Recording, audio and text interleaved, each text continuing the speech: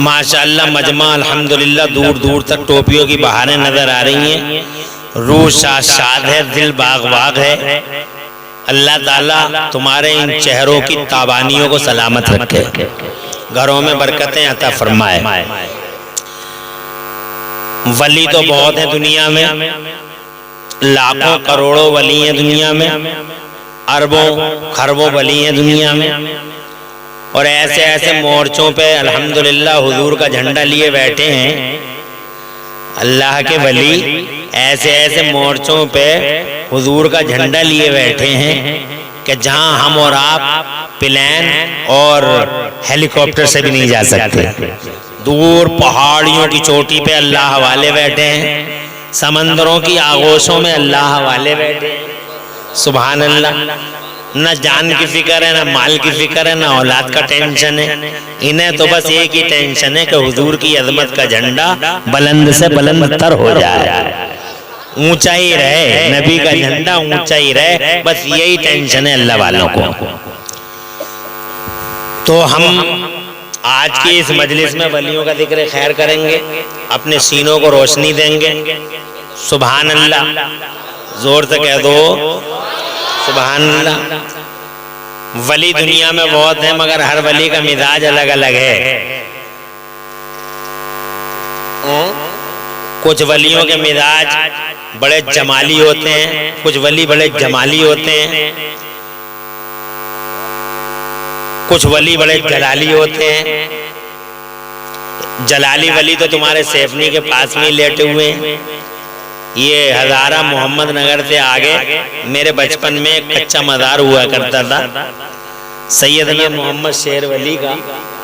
सुभान अल्लाह। ऐसे जलाली बुजुर्ग हैं, जब राम गंगा का पानी अहाते में आया तो सारा का सारा लाली तो कर दिया हजरत, यही 3-4-5 किलोमीटर। तो जलाली भी होते हैं, जमाली भी होते हैं अल्लाह के वली। कुछ वली ऐसे होते हैं जिनके कपड़े भी फटे हुए होते हैं, और कुछ वली ऐसे भी होते हैं जो 2-2 लाख रुपए की शेरवानी पहनते हैं। कुछ वली ऐसे भी होते हैं जो जनाबे वाला 16-16 साल तक गूलर की शाखों को पकड़ के लटक जाते हैं और कुछ भी नहीं खाते हैं। और कुछ वली ऐसे होते हैं जो चिकन और मटन से कम में उनकी बात ही नहीं बनती है। कुछ वली बादशाह होते हैं, कुछ वली रईयत का फर्द होते हैं, कुछ वलियों के बाल हर वक्त बिगड़े रहते हैं, और कुछ वली अल्हम्दुलिल्लाह हर वक्त निहायत ही अजला अंदाज में पब्लिक के सामने रहते हैं। तो जनाब वलियों के मिजाज अलग अलग हैं। ये नहीं कह सकते वली मड़ैया में ही रहता, वली बड़ी बड़ी कोठियों में भी रहते हैं, बंगलों में भी रहते हैं। वो तो मिजाज है वली का। सुभान अल्लाह। अब तुम ये पूछोगे कि ये मिजाज अलग अलग क्यों है वलियों के? क्योंकि कुछ लोग तो यही समझते हैं ना कि वली वही होता है जिसके कपड़े फटे हुए हों। कुछ लोग ऐसे धोखे भी दे रहे हैं आजकल, पीला कुर्ता नीला पैजामा पहन लिया ताकि लोग समझे कि बहुत बड़े वली हैं। नीला कुर्ता पीला पैजामा, सोटा हाथ में लिया, लंबे लंबे बाल, 20-20 अंगूठियां पहने चले आ रहे हैं जनता के बीच। ऐसे झूठे मियाओं से बच के रहना। ये नकली मियाँ हैं, ये जाली मियाँ हैं, फरेबी मियाँ, चीटर हैं, धोखेबाज हैं, अय्यार हैं, मक्कार हैं, नाहंजार हैं, और सुन्नियत के लिए बहुत बड़ा जख्म है। बल्कि नासूर सुन्नियत कहो इन मियाँओं को। झूठे मियाँओं से बचना। अल्लाह ने हमारे बीच में अभी सच्चे मियाँ अल्लाह के फजल से मौजूद हैं, सलामत हैं। इन सच्चे मियाँओं को अपने समाज में जगह देना, दिल में जगह देना, और जनाब अपनी नज़र अपने घर, अपने दर और अपने सर में जगह देना। तो जनाबे वाला वली अलग अलग कैटेगरी के होते हैं। मगर अब सवाल ये पूछोगे तुम कि इमरान हनफी साहब, आप ये बताइए कि वलियों की ये कैटेगरी अलग अलग क्यों होती है? तो उसका जवाब मैं न देके एक बड़े आलिम से लेते हैं। हमारी सुन्नियत की शान, सुन्नियत की जान, आनो बाने सुन्नियत सैयदना अल्लामा मौलाना कंजुना व ज़ुखरुना लियौमिना बगदना, सरकार सैयदना हकीमुल उम्मत मुफ्ती अहमद यार खान नईमी अलैहि रहमत व रिज़वान इस सवाल का जवाब अता फरमाते हैं। निहायत मुस्तनद और मोतमद आलिम दीन है जिन्होंने जा अल हक व ज़हक़ल बातिल किताब लिखी, जिन्होंने दुनिया को अल्हम्दुलिल्लाह तफसीर नईमी जैसी किताबें अज़ीम शान अता फरमाई। वो मुफ्ती अहमद यार खान नईमी, अल्लाह उनके दर्जों में बुलंदियां अता फरमाए और उनके फैज़ान से हम सब गरीबों को माला माल फरमाए। जोर से कह दो आमीन। अभी कोई जाएगा तो नहीं? अभी तो जलसा बाकायदा शुरू भी नहीं हुआ है, अभी कैसे जाओगे तुम? और फिर शैतान तरह तरह के वसवसे पैदा करेगा तुम्हारे दिलों में कि बहुत देर हो गई बैठे बैठे, टांगे टेढ़ी हो जाएंगी, कहीं ऐसा ना हो कि सामियाना गिर जाए, तुम्हारी मौत हो जाए। एक बार रोड तो देख के आ जाओ, तो वो रोड दिखाने के बहाने 1 सेकंड में किडनैप करके ले जाता है। शैतान की चालबाजी से होशियार रहना। सुन्नी वो है जो शैतान की गर्दन पकड़ के मरोड़ दे और साबित कर दे मनहूस हम तेरे नहीं मदीने वाले नबी के गुलाम हैं। और माशाअल्लाह तुम्हें तो तुम्हारी माओ ने और तुम्हारे बापों ने ऐसी ट्रेनिंग दे रखी है जिस ट्रेनिंग का जलवा बेफज़ली ताला तुम्हारे खिलते मुस्कुराते चेहरों से नजर आ रहा है कि जलसों में किस शान से बैठा जाता है, किस तरह से रुका जाता है और किस तरह से सुना जाता है। ये तुम्हारे माँ बापों ने तुम्हें सिखा रखा है और ये अल्हम्दुलिल्लाह रोशनी तुम्हारे चेहरों से ही मुझे नजर आ रही है। मुझे यकीन है कि तुम अपने माँ बापों का नाम रोशन ही करोगे। उम्मीद है कि आखिर तक ऐसे ही बैठे रहोगे। और अगर कोई बीच में उठ गया तो मैं तो पर्सनली कोई कॉमेंट उस पर करूँगा नहीं, मगर अड़ोसी पड़ोसी देख के उसे बड़ी गौर से देखेंगे उसे और इतनी घूर के देखेंगे कि यार ये बीच में उठ के क्यों जा रहा है। तो अपनी माँ और अपने बाप का नाम रोशन करना। तुम्हारी माँ और तुम्हारे बाप अगर दुनिया में हों तो अल्लाह उनकी उम्रें प्यारे नबी के वसीले से बढ़ाए और उन्हें सेहत सलामती के साथ लंबी उम्र अता फरमाए।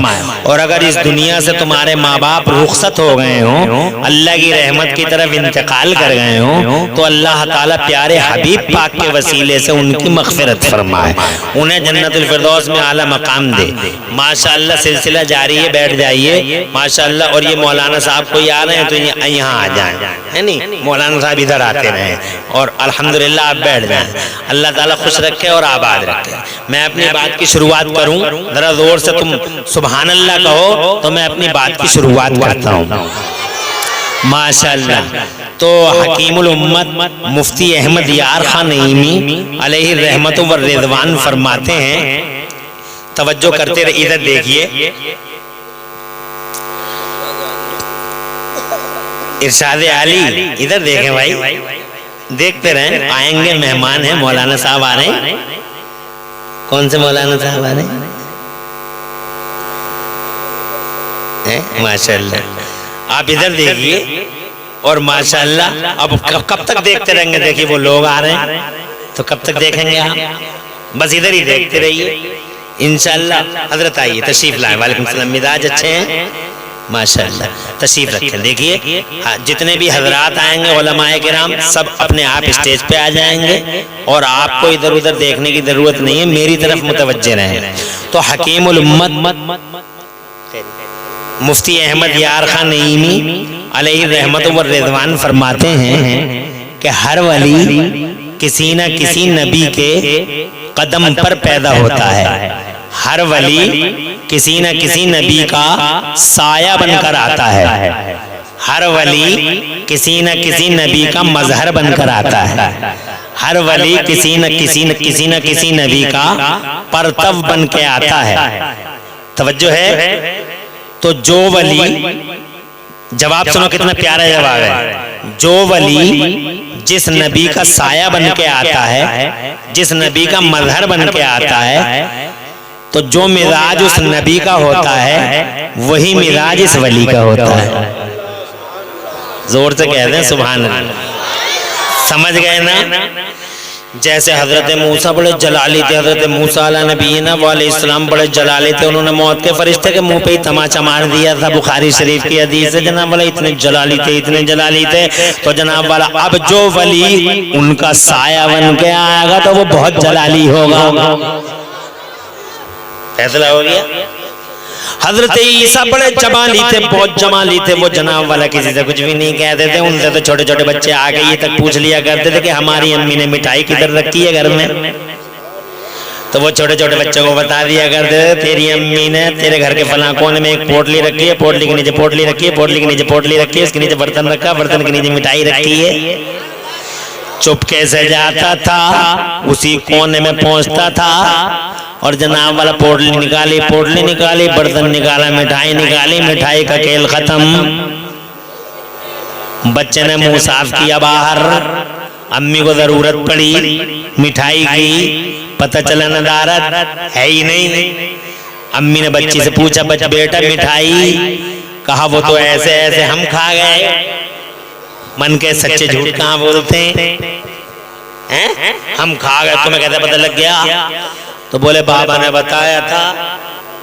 अब सारी की सारी औरतें जनाब वाला तफसीरों में है, बाबा के पास पहुंच गए कि बाबा सब कुछ बताइए मगर हमारे बच्चों को ये मत बताइए। तो हजरत ईसा बड़े जमाली थे जनाब वाला, बहुत जमाली थे। हजरत मोहतरम कोई वली अगर उनके कदम पे पैदा हो गया, कोई वली अगर उनका पर्तब बन के आ गया, कोई वली उनका साया बन के आ गया तो वो वली बड़ा जमाली होगा। तो जनाब वाला कोई वली अगर हजरत सुलेमान के कदम पे पैदा हो गया, हजरत तशरीफ लाए, कोई वली अगर हजरत सुलेमान अला नबीना वालेइस्सलाम के कदम पे पैदा हो गया तो चूंकि हजरत सुलेमान नबी हैं और बादशाह हैं, नबी हैं और बादशाह हैं, तो जो वली उनका साया बन के आएगा वो जनाबे वाला वक्त का शहंशाह होगा। जैसे औरंगजेब आलमगीर, हजरत मोहतरम कोई वली जनाबे वाला कोई वली पैकर सब्र रजा होगा, समझ लो कि वो हजरत इब्राहिम खलीलुल्लाह का साया बन के दुनिया में आया है। तो जनाब जिस नबी में जो मिजाज होता है वो मिजाज ट्रांसफर हो जाता है, वो मिजाज शिफ्ट हो जाता है उस वली की तरफ। तो जनाबे वाला जो मिजाज नबी का होगा वही मिजाज इस वली का होगा। इसीलिए वलियों की चूंकि नबियों की कैटेगरी अलग अलग है, इसीलिए वलियों का मिजाज अलग अलग है। मगर यहाँ लीडिंग क्वेश्चन इज दैट, सवाल ये है कि बगदाद के शहंशाह का मिजाज क्या है? गौसे आदम माशाअल्लाह, गौसे आदम मीरे मीरा पीर पीरा शाह जीना बड़ा पीर रोशन जमीर महबूबे सुभानी सरकार मुहीउद्दीन शेख अब्दुल कादिर जिलानी शहंशाह बगदाद का मिजाज क्या है और वो कौन से नबी का साया बनकर और कौन से नबी का मजहर बनकर दुनिया के पर्दे पे तशरीफ लाए? सवाल ये है। अब ये सवाल मुफ्ती अनवारुल हक मुस्तफी से नहीं पूछते हैं, अल्लामा दानिश सादी से भी नहीं पूछते हैं, अब जनाब वाला मौलाना अतीकुर रहमान खलील सा खलीली और नादिम खलीली से भी नहीं पूछते हैं, हजरत मोहतरम इमरान हनफी से भी नहीं पूछो। और इल्म का समंदर, फज़ल का इमाम, तकवा का कोहे हिमालय, आला हजरत इमाम अहले सुन्नत मुजद्दिद दीन व मिल्लत मोहसिन अहले सुन्नत आफत जाने वहाबियत सैयदना इमाम अहमद रजा मुहद्दिस बरेलवी से भी मत पूछो। इस सवाल को हम डायरेक्ट बगदाद के शहंशाह के दरबार में पेश करते हैं। जिंदाबाद, माशाअल्लाह माशाअल्लाह।